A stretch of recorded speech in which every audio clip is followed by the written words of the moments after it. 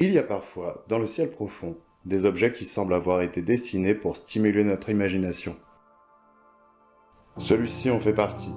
Au milieu d'un immense nuage de gaz et de poussière, une étrange petite sphère semble flotter dans l'espace. Une bulle.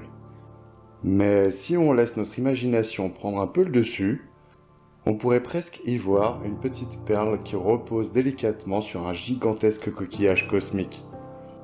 Cette perle céleste porte un nom pas vraiment poétique, NGC 7635, mais on lui a tout de même donné un surnom beaucoup plus sympathique, la nébuleuse de la bulle. Ne vous laissez pas tromper par son apparente délicatesse. Elle se trouve à environ 7000 années-lumière de nous, dans la constellation de Cassiopée. Et sa structure s'étend sur environ 7 années-lumière. 7 années-lumière.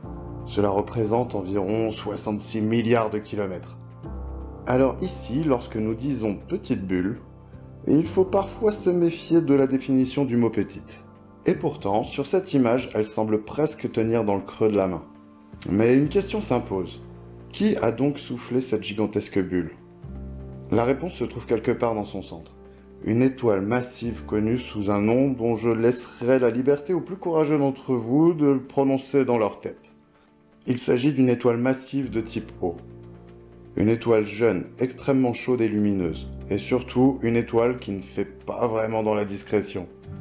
Elle possède une masse d'environ 45 fois celle de notre Soleil.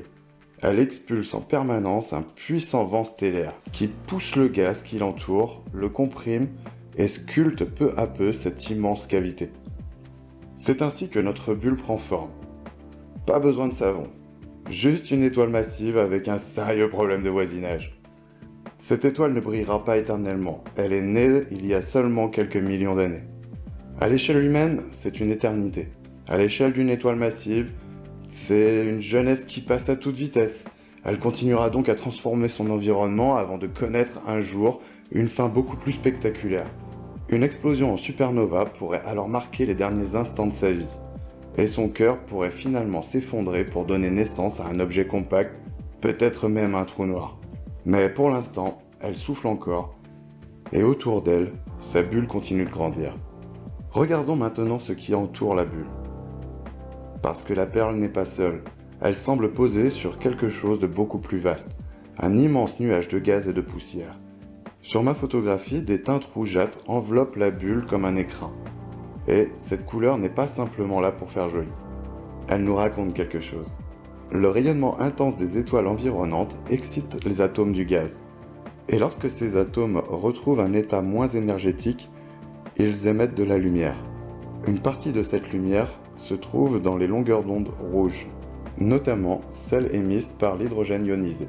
C'est ce qui donne à une grande partie de cette région cette magnifique apparence rougeoyante. Et finalement, notre œil fait le reste. Nous avons pour étrange habitude de chercher des formes familières dans ce qui ne l'est absolument pas. Un visage dans les nuages, un animal dans une tache d'encre. Et ici, pourquoi pas une perle déposée sur un coquillage? Bien sûr, ce coquillage n'existe que dans mon imagination. La nébuleuse, elle, n'a peut-être aucune intention de nous faire plaisir.